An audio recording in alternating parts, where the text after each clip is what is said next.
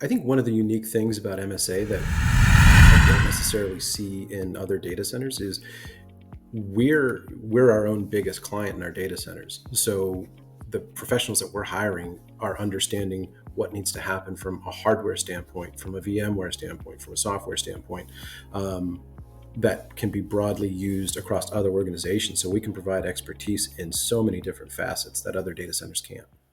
Hey, this is Jeremy Coyle from Management Science Associates out of Pittsburgh, Pennsylvania, and you're watching the Data Center Go-to-Market podcast. Welcome, data center professionals. I'm Joshua Feinberg from the Data Center Go-to-Market podcast, and I'm thrilled to have a very special guest joining me here today. I'm welcoming Jeremy Coyle, who is an account manager with MSA, Management Science Associates, based in Pittsburgh. Jeremy, welcome to the podcast. Thanks so much for having me. Appreciate it. Looking forward to it.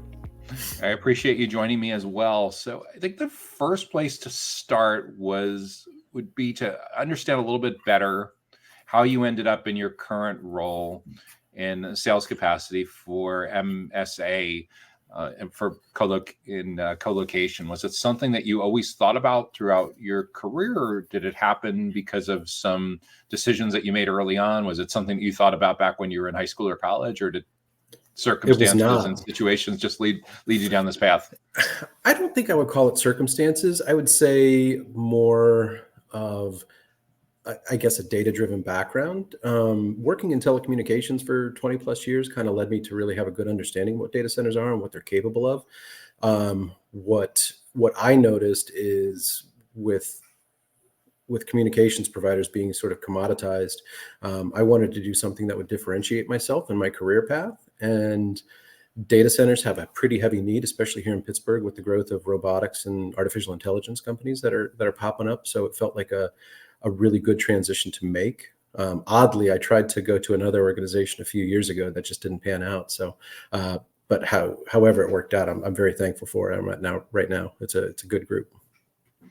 Yeah, it's super interesting because when I look at what you were working on before, when I look through your LinkedIn profile, it's a lot of big telecommunications carriers, which in many ways are like first cousins of the colocation data center operator for anyone that's ever gotten into the interconnection part and the meet me rooms and the carrier neutrality part. So has that been something that you found especially helpful when working with prospects and clients? Yeah, that part of the transition has probably been the easiest part. Having an extensive background in various providers, oddly enough, all of the providers I've worked at have a presence in our data centers currently. So I have a deep familiarity with all of them, and I feel comfortable recommending any of them. But having that knowledge for what they might have in place already and how we can differentiate is a really good start. Offering a blended product that guarantees 100% uptime is probably the best bet of having all those providers. And it kind of keeps revenue in-house as opposed to going out to other carriers.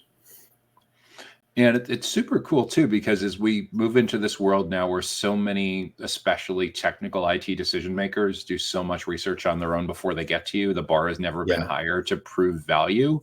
And the more you can present yourself as a consultant and an expert, as opposed to someone just reading information that they could find on the website, the easier it is a lot of times to get time on their calendar, be taken seriously, get the real information as to what's going on with the decision-making process, kind of being invited into their side of the table. 100%. Every CIO, CTO, CISO that we speak to now has a very good understanding of who we are and what we do prior to coming into any of those meetings. The deep knowledge that's available out there online, you have to be prepared for who they are and what they do and what their needs might be in anticipation, but also be willing to listen to what their pain points are. Yeah, for sure.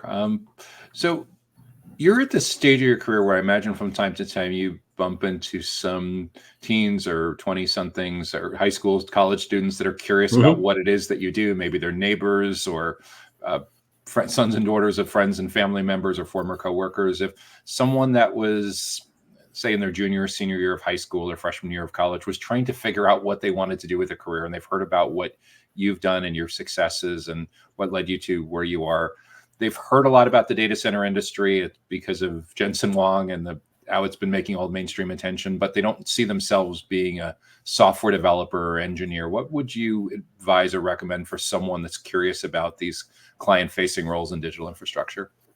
Well, I think first off, I'd probably thank AWS and Google Cloud and Azure for making those things kind of like household names and recognizable to the general population. And I think while software development is really important and there's a big need for it, I think having a good understanding of what infrastructure looks like for these organizations is equally important.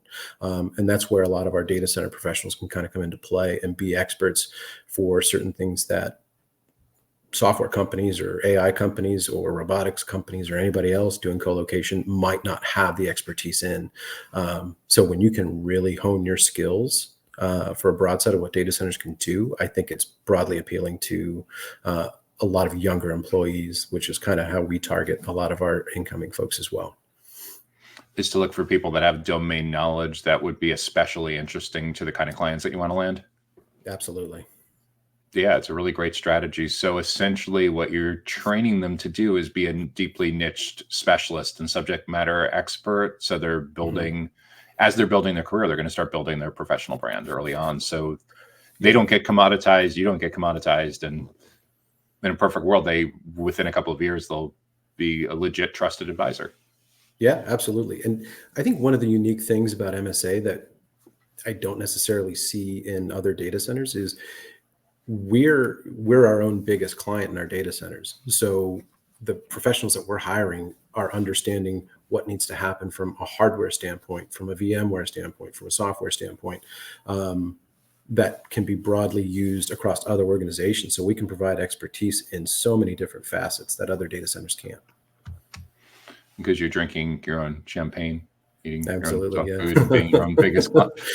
That Robbing Peter to probably pay allows you- Paul, sort of thing. What was that? Robbing Peter to pay Paul. Yeah. But yeah, you're pressure testing your infrastructure. So in reality, Absolutely. your own IT department can beat up upon the NOC staff, the operations staff, to really get it Yeah, fine tuned. And if it can meet your internal standards, it probably holds up well to a lot of the ideal clients that you're looking to get on your deals board absolutely. and Absolutely. onboarded.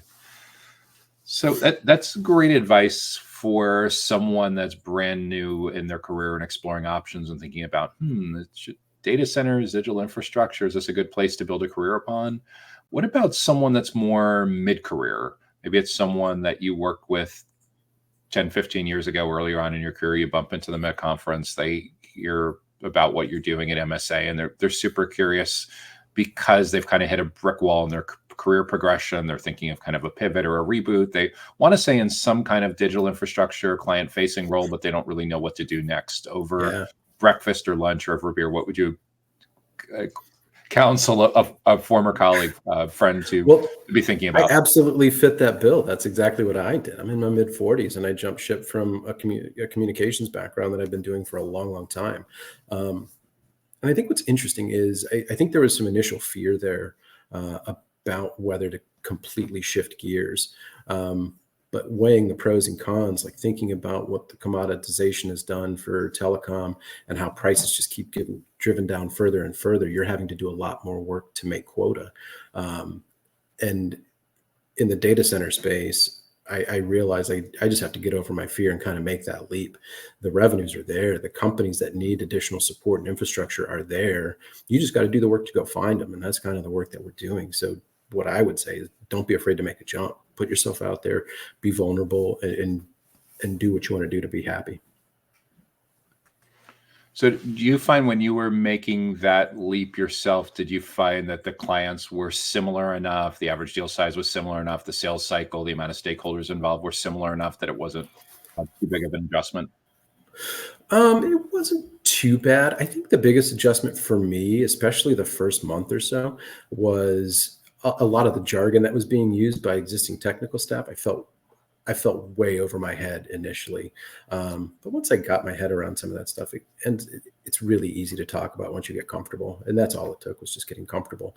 For me, in terms of deal size, so far in my role, average deal size has been about 3x of what it was at my previous employer in the telecommunications space. So that's been a nice turnaround.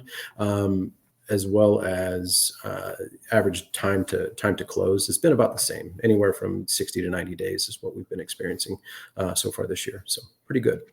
Yeah, I mean, the challenge I've been hearing going back for several years now is the length of these colocation contracts. A lot of times is locking someone in to the point where they could be extremely motivated to want to talk to you, but their hands are literally tied for not just months, but potentially longer than months. Yeah, long-term contracts are tough, but you also want to be able to make sure you can cover your own costs, whether it be rack space, whips, and power accessories that might be necessary. So you want to be in a position to where you're not completely underwater on a 12-month contract, but B, customers have some flexibility that they're not doing maybe 5 to 7 year contracts, which we've also seen. That's where I guess some of the opportunity to educate and build trust comes in, and having an active role in the early and the middle stages of the journey, as opposed to just getting the call and just getting the meeting when they're at the tail end. Absolutely. I think for me is it's kind of working to build a proof of concept for a specific amount of time to make sure it's functional and viable for what my company or customers are looking to do. And if they can do that for 60, 90 days and realize the value that they're getting and how much easier it could be for them, I don't think at that point signing a 36-month or even 48-month agreement is out of the question. It's interesting too that you've latched onto the AI isn't especially unique across the industry, but robotics at the intersection of colocation is. Yeah. How's that been working out for you in terms of scaling up your knowledge and being able to package that into a kind of thought leadership and methodology that benefits your sales career? That's really cool. I mean, I think Pittsburgh is probably at the forefront in the robotics industry across the United States. There may be a handful of other cities that can kind of lay claim to being at that forefront. You got Boston, I think maybe Detroit because of the automotive industry, and then out in Silicon Valley and us in Pittsburgh are really the leaders in the country for what we're doing here. My goal initially when I got brought on, and what I told my boss, is that we really need to work to make a name in the robotics space. And what we've been doing is, one of the other unique things about us is one of our properties is a 300 plus acre facility with a decommissioned private airport. So we've got a lot of unique space out there for the robotics industry to come and test their facility or their devices and see what's viable. One of the nice things is having our data center on site. They also have the ability to have connectivity in their servers and get that information uploaded to where they can start processing information in real time. And I think what it's been right now, it's a lot of networking to understand what everybody is doing, how they're accessing and using their data. We find that a lot of folks have AWS and they're processing everything through AWS, which we have a deep relationship with them as well. So being able to offer a direct connect or something along those lines to where that information is almost instantaneously uploaded is really beneficial for everybody that's using our facilities for just testing as well. So that's kind of been the work that we've been doing, is trying to build that network and let everybody know what we have to offer. I know when it comes to like IoT and EVs and potentially smart cities, if that ever ends up really becoming a thing, those are all considered like latency centric applications where being in close proximity is really important. As robotics require that kind of low latency as well? It depends. Speaking with somebody yesterday, as a matter of fact, one of their devices is to help autonomous vehicles by having like a bolt-on device, but they use cell towers to manage their latency. So what they're trying to figure out is like top speed on a vehicle, how fast can they go to determine latency, which is interesting. But everybody's different. So we've got others that have much larger contracts with other people. They need that information right away. So if we can get that stuff uploaded to AWS and start going through that data right away, that's really beneficial to them. And the faster you have that information, the better off you are.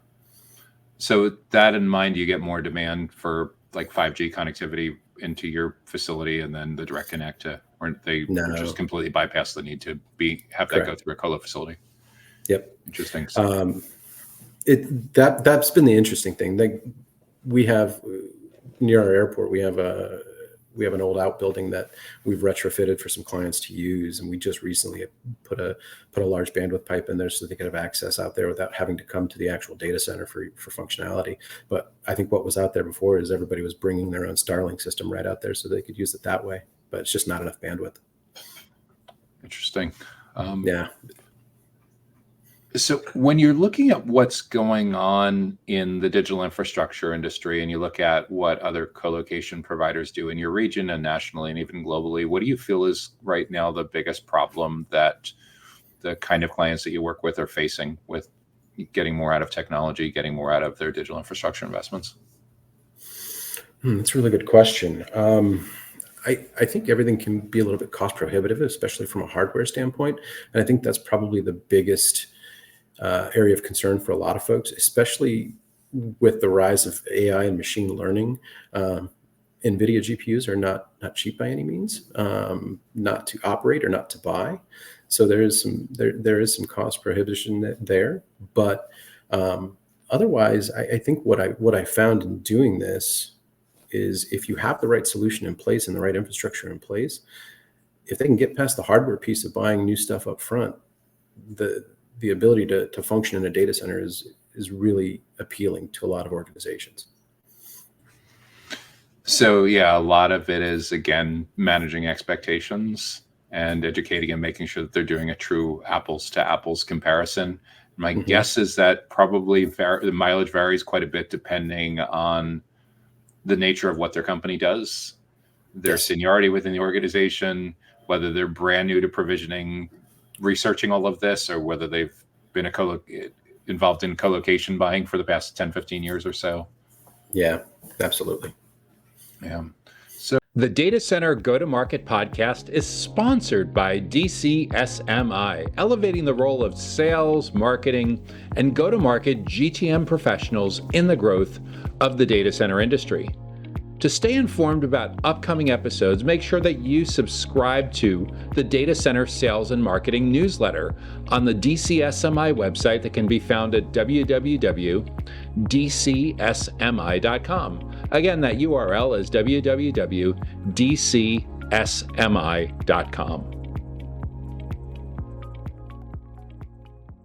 So with all of that in mind, how do you envision that the role of sales is going to be changing for someone like yourself working for a regional provider like MSA?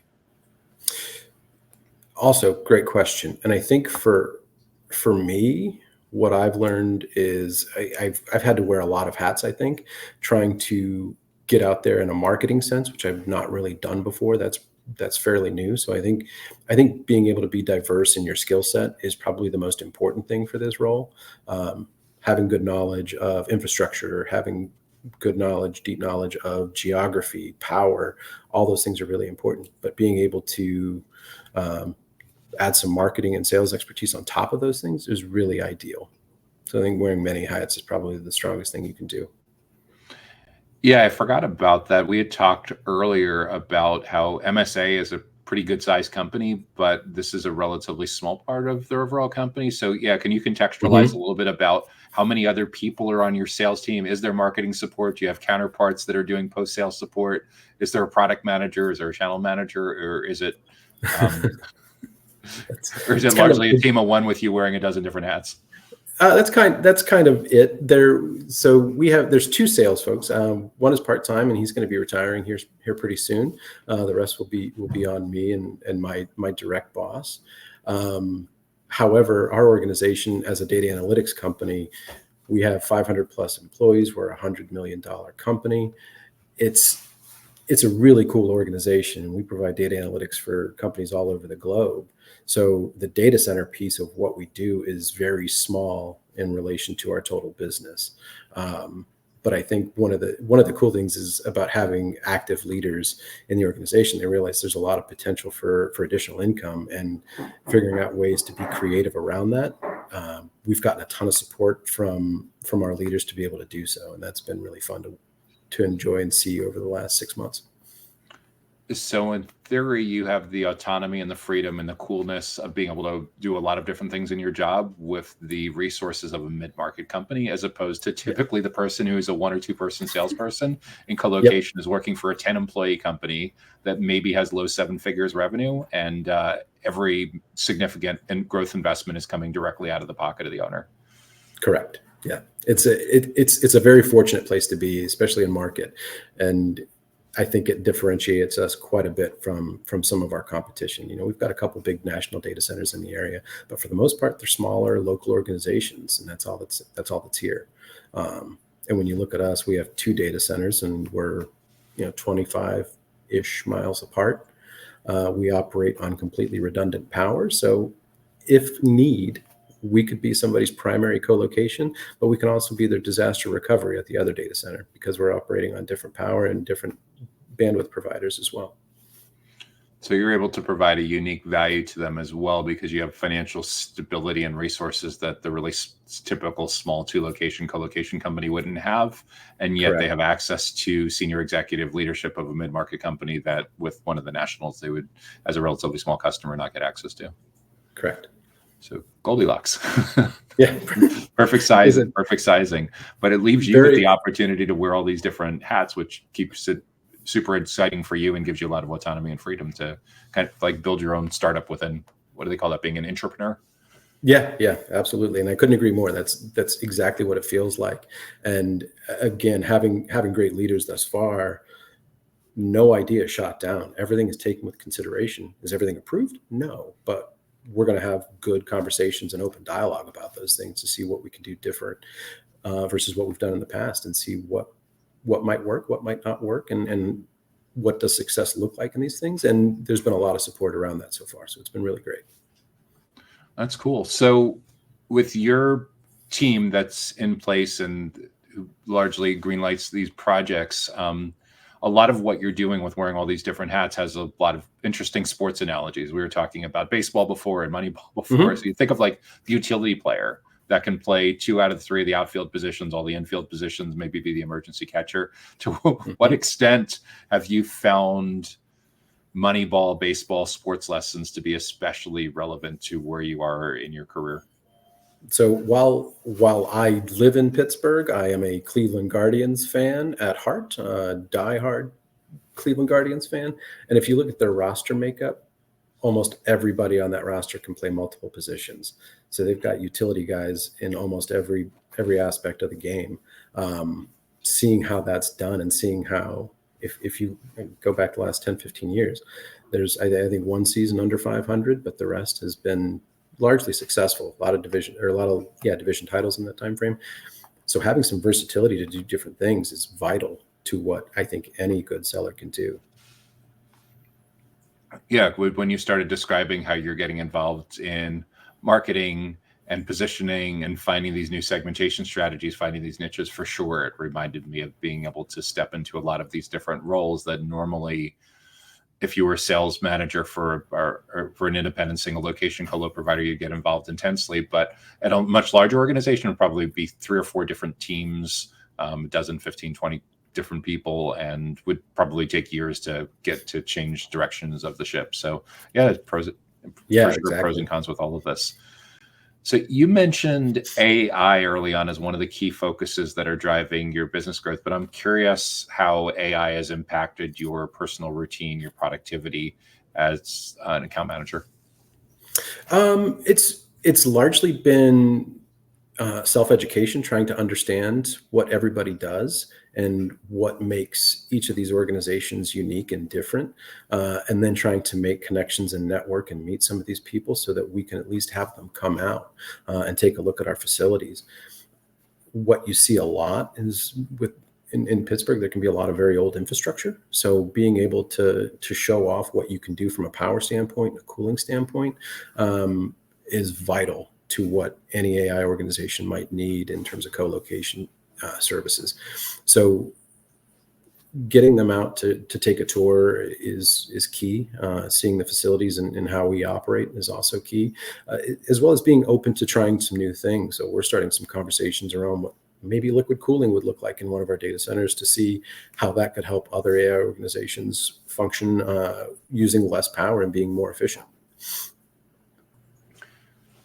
So it's causing you to really rethink kind of the nature of the product roadmap and how you explain this, and potentially allowing some of your larger customers to run experiments around liquid cooling that would drive even greater efficiency for them and for both of you with the bills. Yeah, you have to have the ability to be agile. And I think given the constraints that you might experience around some green energy, like if I would love it if we could put 1,000 solar panels up and get some extra energy there. We just don't have the real estate to do it. So finding other creative ways to manage power more effectively is key. So figuring out what that looks like is fun and a good process. So, and one of the nice things is like our engineers that do this stuff, we keep in close communication every day. So we talk about it. And when somebody comes out to do some infrastructure repairs, I do my best to be on site so I can understand what they're doing, what that looks like, and what regular maintenance looks like, so I can communicate that to my clients as well. So when I think of solar panels, even with a big array, it's probably not going to power much in terms of server load. But yeah, of course, there's a lot of electricity that goes into just lighting, parking lot lighting, interior lighting, and everything like that. It could make a difference. But given your location and the recent news from Microsoft, you having many conversations yet, or any prospects or clients asking you about nuclear? Not yet. It's interesting though. We hosted an event last night for the robotics community at one of our data centers, and we had multiple conversations around what that's going to look like over 3 Mile Island, and it's really great boon for Pennsylvania. Tons of jobs, tons of money, and tons of tax revenue, which is great. I'm so curious to see how timelines work out for this, because nuclear is probably the most effective clean energy around, and we have abundant water sources to be able to cool. So if we needed additional nuclear power plants, we could probably do that. But we do have one right outside of Pittsburgh in a city called Shippingport. So that power is there. I just don't know how it's allocated and utilized. I'm sure we get some of it. Yeah, for sure. There's going to be a lot of interest in this in the coming years, just simply because there's so many grids that are so overtaxed already. And this seems to be one of the more interesting options. You have Sam Altman's startup working on the small reactors. And yeah, for sure. I know a lot of people are talking about this within the industry. You mentioned something else. We also have one of the biggest nuclear power players in the world, headquartered here in Pittsburgh as well, in Westinghouse.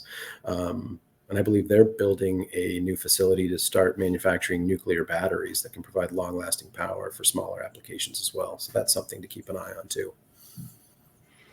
Yeah, if you think about it, 10, 15 years ago, people weren't even thinking about the automotive industry having an alternative fuel source. So yeah, it's entirely possible that if we come back and look 10 years ahead, that all of a sudden a significant percentage of data centers are run on nuclear reactors. And I don't remember who it was, but someone was predicting that there's a time, maybe it was Elon Musk, that there's these generative AI autonomous facilities that are so powerful to governments that that are run by nuclear reactors that are sitting on military bases, because it's beyond critical facility. It's like national security interest kind of facility.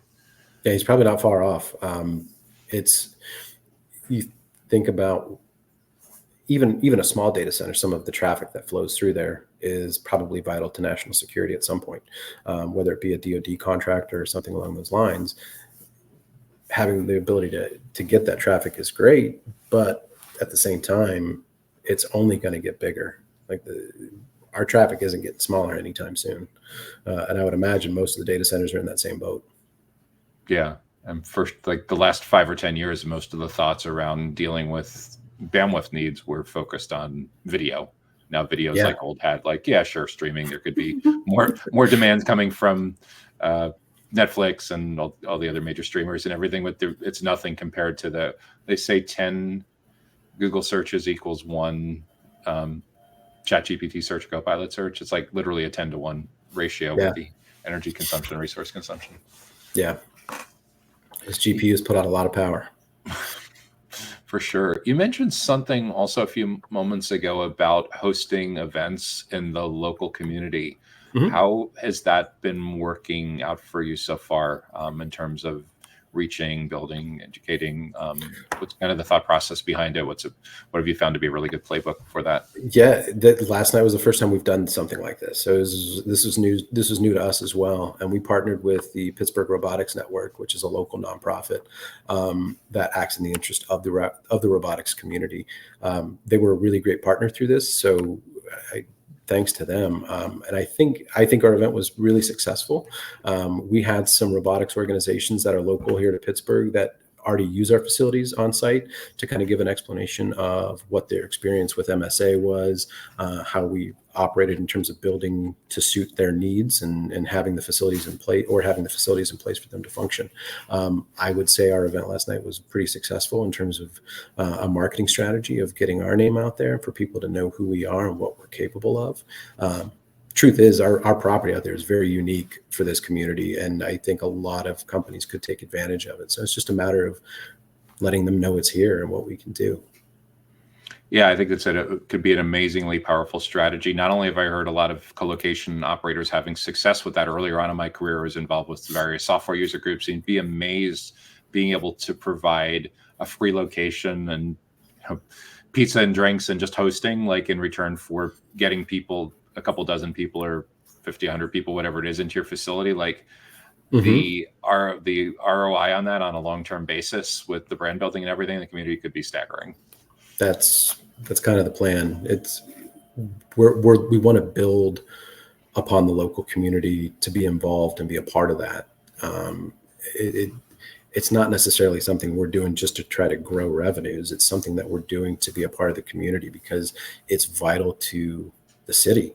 Pittsburgh needs these robotics companies to thrive. So having an environment for them to be able to test and get that data back as quickly as possible so that they can be successful feels really important. And it gives them a chance to build relationships with each other and a non-salesy, non-threatening kind of place. Imagine too, your HR team would probably really get a lot of benefits from hanging out at these events too, because some people are probably really tied into startups, and probably some other people are super curious about job opportunities at MSA. They were not invited, but I can imagine there might have been some interest.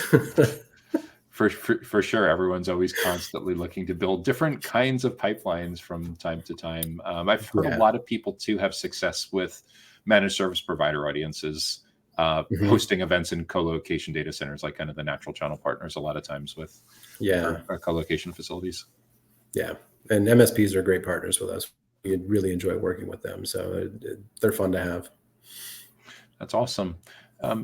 Jeremy, do you have any favorite tools or apps that you use that you really consider indispensable to doing your job, that if your internal IT organization showed up and was trying to whittle down the list for budget reasons or control reasons or whatever, that you would fight really hard tooth and nail to hold on to? I mean, Office 365, I pretty much live in there every day. That's where I do most of my work, and I set most of my meetings and everything through Teams. Anything else, I'm a calendar is the most important thing for me. So I'm making sure that both my personal and professional calendars are updated at all times so that everybody can kind of see.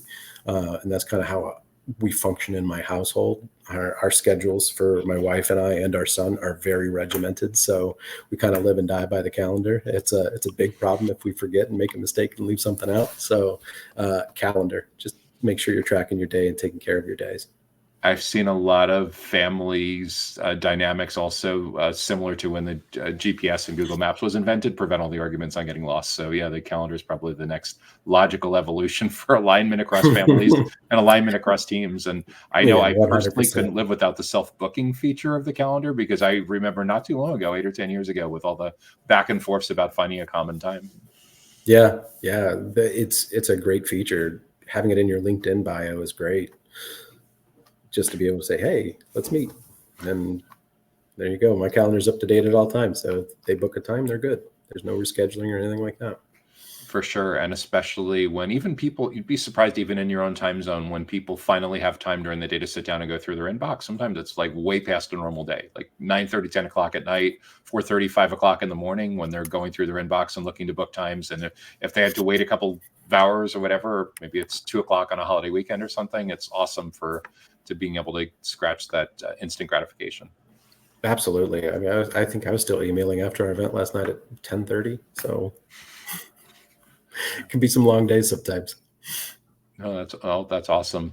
Jeremy, do you listen to many podcasts or watch many YouTubes for professional purposes? Do you have thought of anyone that might be a good fit to interview next for this kind of podcast? I don't actually. This is my first kind of foray into this. I've subscribed to a few professional podcasts, but honestly, listening to them has been few and far between. I mostly listen to podcasts to take my mind off things, or developmental podcasts for my son. So that's usually where my bread and butter lies. So I could absolutely send you some suggestions on who might be a good fit for you to interview based on the local community here, though. That's awesome. Yeah, it's awesome. Appreciate it. Yeah, it's interesting with professional development. I use a lot of my workout time to catch up on podcasts and webinar recordings and LinkedIn learnings and things like that. But admittedly, it's probably only 30, 50, sometimes 50, 60%, because there literally are days where I either want total quiet or put on some workout music or something. So it is for someone that has a commute or that's spending a half hour to an hour a day in the gym or traveling a lot for work. Yeah, for sure. There's a great way to catch up on this stuff. But yeah, it does get to there are definitely some days when you just need to disconnect and decompress. I have to have background noise when I'm working. I know others kind of fit that same bill. So I always have either music or a podcast going in the background when I'm at my desk. There's always something going. And it's not loud, but it's enough to hear and not pull my attention away. It's a great way to learn, I think. And it's still, it for some reason keeps me focused on what I'm doing and task at hand. So it's good. That's terrific. Well, Jeremy, I really appreciate you sharing so generously about your career journey, how you ended up in this place as an account manager for MSA, all the cool things that you're doing in the local community, building out about robotics and AI, and that really interesting autonomy that you have, yet with the resources of a mid-sized company. It's been really great to learn about all of that. If someone wants to follow what you're working on or reach out to you, connect with you, is LinkedIn a good place to reach out to you? Absolutely. I'm on there every day regularly. So. And if someone wants to learn more about what MSA is doing with its colocation facilities, with its colocation business in and around Pittsburgh, where's a good place for them to go? Is there a certain part of the website? Is there a certain social channel? Yeah, they can actually just do a quick Google search for Pittsburgh data centers, and they'll find us. We're the top hit on Pittsburgh data centers for the area. That's awesome. Yeah, I'll be sure to link up to that in the blog and the show notes for this podcast. But yeah, Jeremy, I really, really appreciate you joining me on this episode of the Data Center Go-to-Market podcast. I've been speaking with Jeremy Coyle, who's an account manager with MSA, Management Science Associates, based out of Pittsburgh. Thanks so much, Joshua. This was fun. Thanks, Jeremy. I really appreciate it. All right. Take care. Take care now.